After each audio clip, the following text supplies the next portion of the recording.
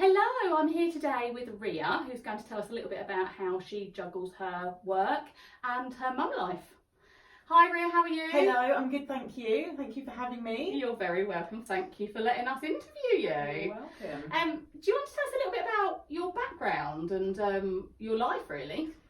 So, before I came into hypnobirthing, I actually spent 10 years in theatre and event management, Okay. which is something that I had done at university, so completely different to what I'm doing now. I'd gone to university and I actually did a degree that was 50% performance based, and then the other 50% you could either do additional performance or find other avenues. And the streams that I went for were theatre management streams. So when I graduated, I came out and got a job in a local venue and moved up the ranks really from there. And within about 3 years of graduating, I was in senior management positions. In both regional and West End venues. Okay, wow, that's been really interesting. Yeah, I loved it. It was a huge part of my life for so long. And I always knew when I was younger that I wanted to do something in theatre, whether it was acting or kind of more behind the scenes. So I loved it. It was long hours a lot of the time, and often, antisocial hours because all the shows are evenings and weekends. Regional theatre really was my thing for a long time because you get a lot more involved in the programming and the decision making and the budgeting for all of the shows. And I did a bit of executive production, so we had in-house shows that I would help to produce, musicals and different things like that. And when I moved into the West End, that had always been an aim of mine, to work in the West End. It's like the ultimate thing to do in theatre, but once you're there, the actual role you take on as a theatre manager is very different to the one that you do in regional venues. So I was only in the West End, I think, for about a year in the end, and then I moved back to regionals because you just have a bit more control over what's going on in the venue. And I did that for 10 years and ended up doing event management for Centre Parks, the new Woburn Village, when that first opened. They've got a corporate events venue there. And then I worked for a local company in Baldock doing event management for things mainly across the UK, so I'd travel quite a lot, and then occasionally I'd go over to Europe and do a few events in Belgium and places like that. So that was my career for a long time. And then I stopped to have my kids, or to have my first particularly, and everything changed at that point for me. As it does. It does, yeah. My priorities were different. I had always intended to go back to my event management job, but as soon as he was born, I knew for one that what I wanted to do was train in hypnobirthing because I'd hypnobirthed him. Brilliant. And secondly, I knew that I wouldn't be able to do all the travelling that was required in my event management job. I didn't want to be away from him like that. And I would have to have gone back into that in a full-time role, and that just wasn't right for me once I actually had my child. So yeah, when I was pregnant with him, I went off and did hypnobirthing classes. It's something that I always knew I wanted to do once I was pregnant, although I didn't really know too much about what it actually involved. And my husband and I went off and did some local classes with Michelle Grant, who's part of your groups as well. And absolutely loved them. I was always very lucky in that I was brought up in a family where I was always told how amazing and easy childbirth is. So I never had any fears or anxieties about it. So once I did my hypnobirthing classes, I was just even more excited to go through that experience. And we went on to have our son in February of 2016, and had what ended up being a very complicated birth, very different from the birth that we'd planned. So it must have been quite a shock that you'd come from that culture of birth being easy to suddenly Yeah. realising that actually It was different to that, but I think because I had that positive mindset about it, I went into it differently. My approach to it was very different. So we had planned a home water birth for him, and we got as far as inflating the birth pool and putting about an inch of water in it before we had to go to Lister, and ended up on the consultant-led unit. So very, very different. We had a lot of obviously unexpected complications as part of our birth journey. but it was still a very positive experience for us, because of what I'd learned in the hypnobirthing classes. And for me, a lot of it was about always feeling like I was in control of what was going on, and I had lots of tools and resources to pull on, so that when things did take a bit of a different turn, I wasn't in a bit of a panic about what was going on. And that's what made me retrain and come out of event management and into hypnobirthing, because I thought it should just be the way that most births are positive, no matter what happens in them. And it's more the way you react to what happens rather than the actual detail of what happens. I completely agree. I mean, I find from, certainly in my capacity as a newborn photographer, 9 out of 10 families that I visit have had some sort of intervention. You know, it's very rare that I come across somebody that's had a plain, straightforward how they planned it birth. And like you, I had used hypnobirthing myself, so it's something that I'm a massive advocate of. It's just to get, like, say, in the right mindset and realise that there are choices and that you can be a little bit more in control. Absolutely, so, choice is a big thing. I think a lot of women don't realise that nobody else is in control of what's going on apart from you, and it's the one time in life. I always say to my mums now, really stamp your feet and get what you want, because that is the time that people need to be listening to you.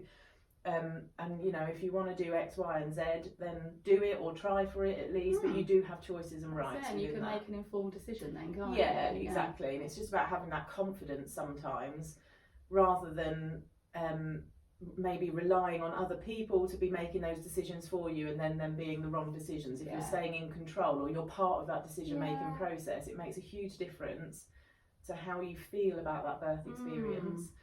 So when he was newborn, I went off and did my hypnobirthing training. I remember texting Michelle actually just to say, look, I hope you don't mind, I'm going to go and do training. And I trained under Wise Hippo, which is who Michelle is also with, because I didn't want her to feel like I was stepping on her toes or anything like that. It's always difficult, isn't there, when you've got local, competitors and such. I mean, I come across it myself. And, but there are ways of working together, like I say, by being open and honest. Exactly. And you know, she's really my kind of original mentor for that, you know, the whole hypnobirthing side of things. So I went off and did my training when he was newborn, and set up my business pretty much straight away, and started teaching local couples.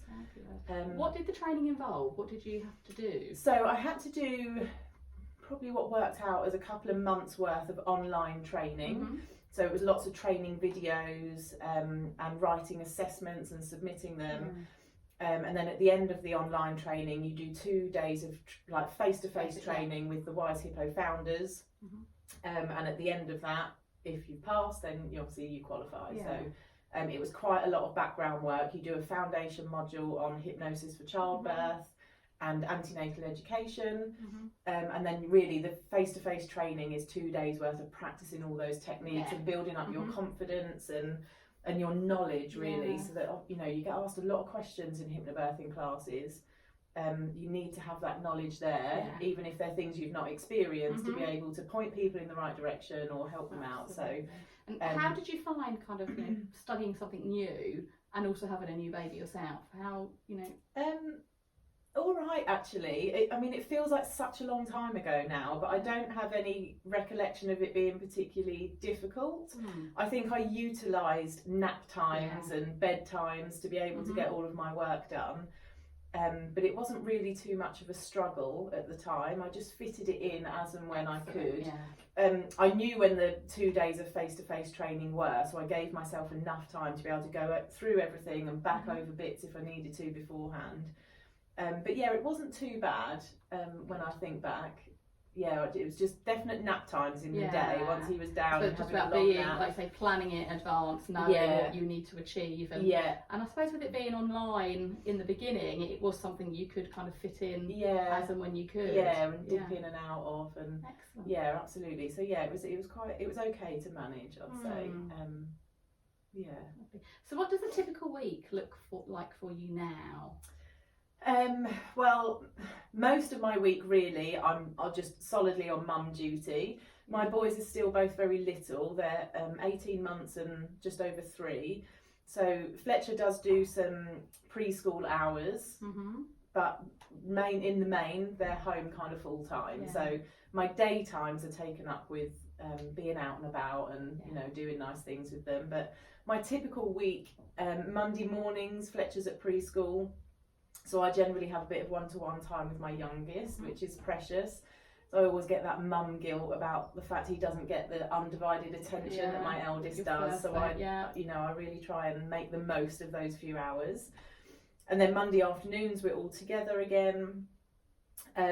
Generally at the moment, because I've got quite a lot going on business-wise and with all my classes and courses coming up, I try to get up before the boys wake up in the morning. So I've got half an hour to an hour where I can get some work done, uninterrupted, have a quick shower, get all their bits ready for breakfast. That's not worked out so well recently because my youngest has decided to wake up at 5. So I have a little buddy for that first part of the morning. But I try and get some work done first thing before they're awake. And then we'll go off and do school runs. And then of an evening, they both go to bed at 8 o'clock. I then sit down for a couple of hours and do a bit more work. So it's mornings and evenings are my work time. Or during the week when my eldest is doing his long day at preschool and my youngest has a nap, I then get some work done in those nap times. So it's busy at the moment, and probably the last few days I have felt a little bit of burnout, and I've had to take give myself a bit of time back so I can catch up on sleep. And but I try every Sunday evening to time block my week and what I want to achieve for that week, and I'll fit it into the moments where I've got child free time. It's important to me as much as possible that I'm present for my boys and that I'm not always kind of lost in my phone or doing other things while we're trying to have bonding time. So I try and time block everything so that I know what I want to achieve and when I can achieve it around my mum duties. Easier said than done sometimes, but that is my intention at the start of every week. Well, that's important. Just by starting the week with a plan, it's one less thing that you have to worry about because you can kind of wake up each day and think, right, this is what I need to do, and get on with it. As such. And it just focuses me a little more. If I don't time block, I end up not really achieving a lot because I'm not accountable for anything that I'm doing. Or I just think, I can't be bothered today, I'll do it tomorrow, and then everything just gets put off. Whereas when I've got a bit more structure to it and I can tick things off the list, once you start ticking things off, it gives you a bit of a boost, doesn't it? And you go on to achieve. You've got that sense of achievement, haven't you? Yeah. I mean, I think I used an analogy in one of the videos that I put on the Mumlife page actually, as when I was on maternity leave. Yeah. I remember numerous times either my husband or a family member saying to me, so what have you done today? And I kind of went, I've been busy, I've done stuff, but I couldn't actually remember what I'd done. But now I plan more and I start using, my goal sheet and my planner. It's great to look at and think, actually, no, this is what I've done today. I have done loads. Because you just forget. The days kind of blur into one, don't they? Yeah, absolutely. Yeah. So I find that a really useful tool. Particularly now things are a bit busier. I'm doing a lot of business coaching at the moment, so I'm looking at my whole branding and different things that I can introduce, and it takes a lot of time to sit down and actually plan all these things out properly. It's not just replying to a few emails or booking someone onto a course. It's a lot of groundwork. So making sure that I figure out what it is I want to do each week and how and when I'm going to achieve that. Otherwise I can naturally just push things off a lot and think I'll deal with it another day, and then I'll just end up getting stressed because now I'm like, I've got so much to do and I've got 2 hours of an evening and maybe an hour in a day. So it just takes the stress off a little bit when I know when I can get things done. So when you're able to fit me time into your planner, what do you do? I'm probably at the moment not great with me time, to be honest. It is the first thing that takes a back seat, which I know is absolutely the wrong thing to do. And we'll explain the burnout. Absolutely. That's exactly it. But my husband and I have booked a few things coming up. So, this weekend I'm going to Centre Parks with the boys. Excellent. So it'll be a bit of a change of scenery and a bit of a break for us all. The weekend after that is actually my birthday weekend, and just myself and my husband are going up to Worcester. We're staying in a one of the big tent things that's got the double beds and the fireplaces in and stuff. So we'll have some proper time where it's just a bit of relaxation. And next month is our wedding anniversary, so we're going away for a weekend then as well. So I've tried to put a bit more effort into planning things. even before I had kids and I worked in event management, people always used to assume my personal life would be quite structured as well. And at the time I was like, no, I spend my life planning things for other people. I don't want that in my personal life. But now we have kids and that me time is a bit like gold dust. I have started putting in a bit more effort into actually planning those things because, like you said, all the days kind of blur into one. I often don't even really realise it's the weekend, and then by the time the weekend's done, I think, oh, I should have gone out or done something. So I have to really try and plan it, and obviously arrange babysitters and stuff like that if we're doing things without the boys. But so I'm trying to make a bit more of a conscious effort. We used to love going to the cinema before we had kids. We'd go all the time, which we did do last week. My husband and I, we did go to the cinema. I can't think what we watched now. Oh, Rocket Man, the Elton John thing. So yeah, we did have that last week. So yeah, I think because everything has been so busy for me recently, and I have had a bit of burnout, that I have started thinking I need to factor in like time off almost. So we have said going forward on a Wednesday night now we'll either get a babysitter, or once the boys are in bed we'll put a Sky movie on, or get a takeaway or something. And I have scheduled into my time block that on Saturday evenings I won't do any work. That's me. My Saturday evenings are precious to me. Because like you, when you get used to working of an evening, I now find it really difficult to be at home and not work. So unless it's planned in and it's kind of official, when I say to everyone, Mummy doesn't work on a Saturday evening anymore, that stops the temptation of me kind of just turning the computer on and pottering around a little bit. Absolutely. I think it was probably from talking to you the other week when you said about your games nights on a Saturday that I thought, I've not really ever thought about planning in time off, because you feel a bit guilty almost because it's time that you could be using, but it's also time that you could be with your family. So those 2 nights now I have put in as saying their time off, although if my husband's working late or he goes out, I will then be like, I'll just get the laptop out if I'm home alone and the boys are in bed, I may as well do something. But if I can give myself that time to rest, it just gives you a bit of downtime where you can switch off, watch a bit of trashy Love Island TV or something that just completely distracts you. I've resisted it so far. I haven't watched it at all. Ever? Not this season. Not this season, because I know if I start watching it, it just sucks up my time because I get so into it. So I'm not watching it this time. I've not been as regular at watching it this time because I've been working of an evening, but it's usually on in the background. So what plans have you got and what goals have you got for the future? What are you up to business-wise? So at the start of this year, I originally thought what I wanted to do this year was to write a teacher training programme and take on board some teachers that would teach my programme. So I said earlier that initially I trained with Wise Hippo, and in October of last year I left Wise Hippo and I launched my own hypnobirthing programme. So it's my own programme now. Because what I was finding was, I love Wise Hippo. I've birthed both of my babies using their techniques. It's a brilliant programme.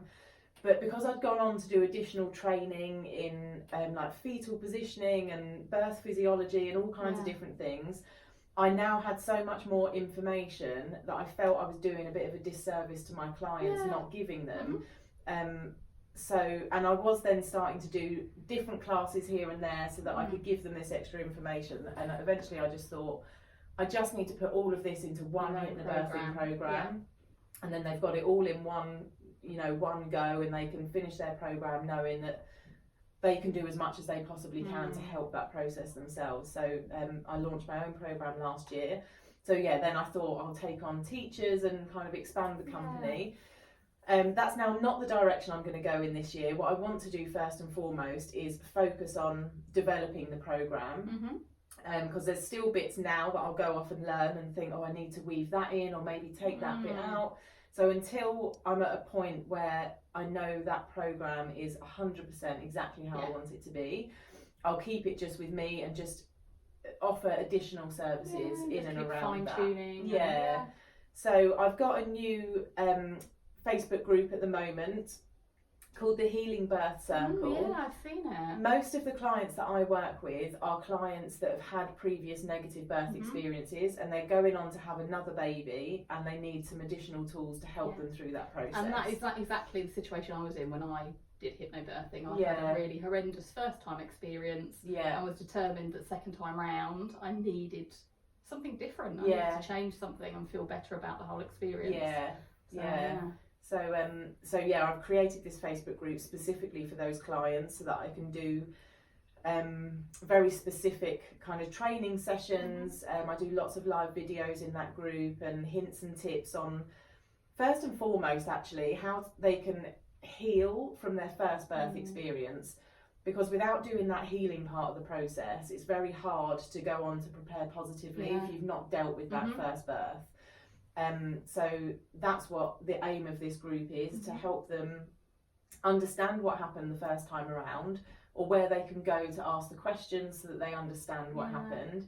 And so many of my clients get so much clarity from having like the birth afterthoughts meetings with the midwife and actually going through your notes, because sometimes the way we remember things isn't actually the way things happened. And once you understand in black and white what happened, it can take a bit of a weight off sometimes, and clients stop blaming themselves so much. I think we do internalise a lot of those feelings from a negative birth and think that we failed in some way. And that's really often not the case, or it's never the case that you failed in birth. So it's understanding that first experience and healing from it, and then going on to build confidence for that next birth experience. So sounds great. Yeah, that's kind of one of my main focuses at the moment. And then in the future, I just want to be able to introduce packages, like simple packages that people can purchase that are like a birth planning package, or so they don't necessarily have to do the whole course if they don't want to or can't afford it. They can take bits and pieces, you know, the most crucial parts from it, and do a bit of home study. And I've also got my hypnobirthing courses now online, so people can do my program exactly as it is in the face-to-face groups, but from the comfort of their own home. So it's just really trying to get my program out to a broader audience than just the immediate area. I think it's also just another situation where people will have options there, and you don't feel like it's this or nothing. Yeah, that's exactly it. Because what I was finding is that I was getting a lot of, or not a lot, some clients would come to me and say, I've had this negative birth experience, I need to do something additional second time around. And either not being able to commit to the 4 weekly face-to-face group sessions that I do, or not being able to afford it, or they'd have to travel too far to get here. And then there was nothing else that I could offer them. So they'd reached out to me to say, this is what I know I need to do. And if they couldn't attend a group class, I was then like, sorry, that's kind of all I've got. So if I'm able to give them now this online stuff, it just means even if they did the online program and that's their starting point, and from that they then think, okay, maybe I will go and do a face-to-face course, or you know, something on top of that, just to help them prepare second time. Just meant that I've got more that I can offer people, rather than expecting everyone to travel to Hitchin to do a class if that just doesn't suit their lifestyle or their budget or their schedule, whatever it might be. I think that's, I mean, certainly when we did hypnobirthing, so that was 9 years ago, because I was pregnant with Georgia, I couldn't find anybody local that did it actually. And we travelled out to Bishop Stortford, which meant my husband took time off work. And it was a massive thing, which I don't know if you find, but he was a little bit reluctant, wasn't sure that he could see the benefit in it. Whereas I was really like, no, we need to do this. I need to get some control back. But had there been an online course then, or other alternatives, it's certainly something that we would have. I must admit, I do see the biggest transformation in birth partners, because and my husband was exactly the same. He was just like, I'm just here because she wants me to be. I don't know what hypnobirthing is. It sounds a little bit woo-woo and hippie, which is not at all what hypnobirthing is. And most birth partners come to the courses with that exact attitude, and you know, I completely understand where they're coming from. And by the end of the 4-week course, they are the biggest advocates for it, because they get such a sense of purpose from it and how they can help. It's good for them, isn't it, to know their role a little bit more and what's required. And, absolutely. So it's great to see it. It's great to see how much they develop and grow into their roles as well.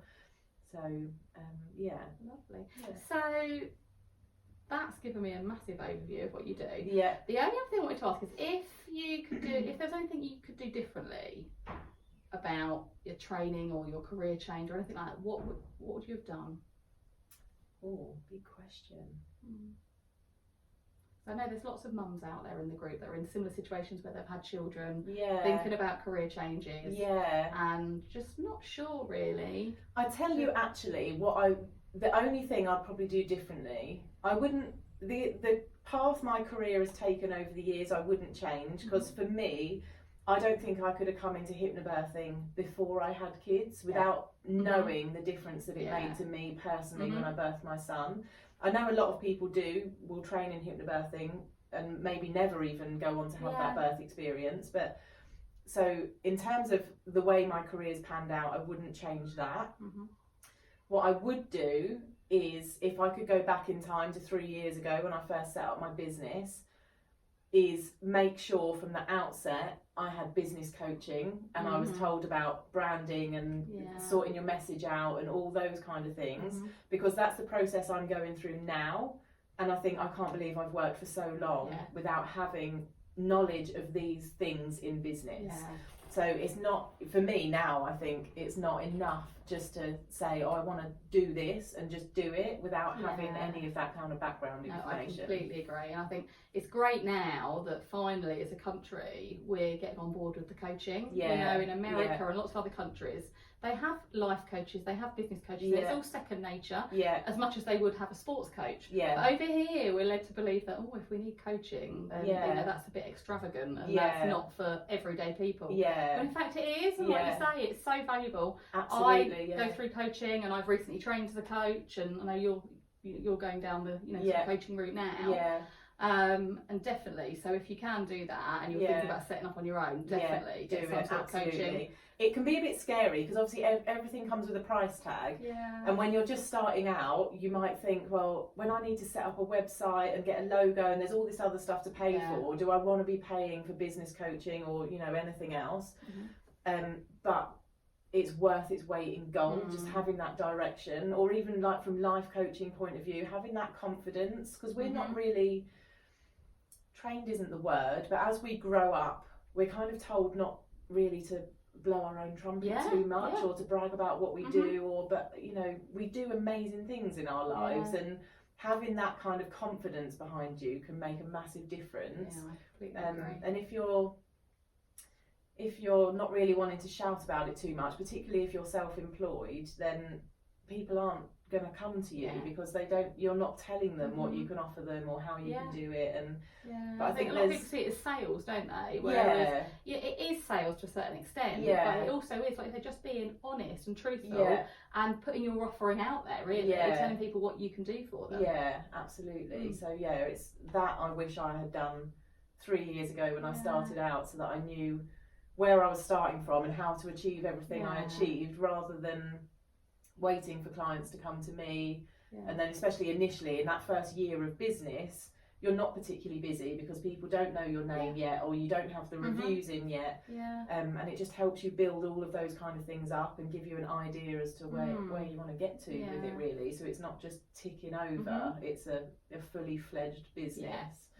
So that's probably the only thing I would change looking back. That's good though, because you've identified that now, and I've certainly seen a change in some of your posts on social media and things, so looks like it's all going in the right direction for you. Thank you. It's been eye-opening, to say the least, so I'm glad I've done it. But it was, even 3 years down the line in business for me, still scary to think, oh, what if I pay out this money and you don't get a return on it? But I've gained so much from just having a bit more direction, that it feels like it's made a difference to my approach to things. And so that would be my advice.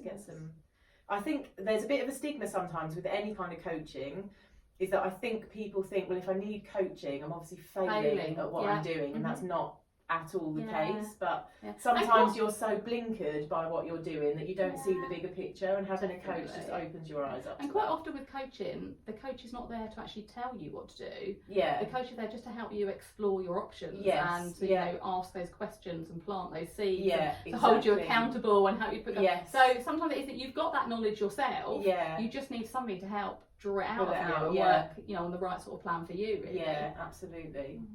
Well, that covers everything though, I wanted to ask, really. Excellent. So thank you so much for taking the time today. You're welcome. I'm sure there's some of the lovely ladies in the Mumlife group that will find this really inspirational and helpful. Yeah. And are you happy for them to ask questions in the comments absolutely. if they need to? Yeah. So drop any questions below if you have any, particularly for Ria. And otherwise, we'll catch up with you all soon. Bye bye.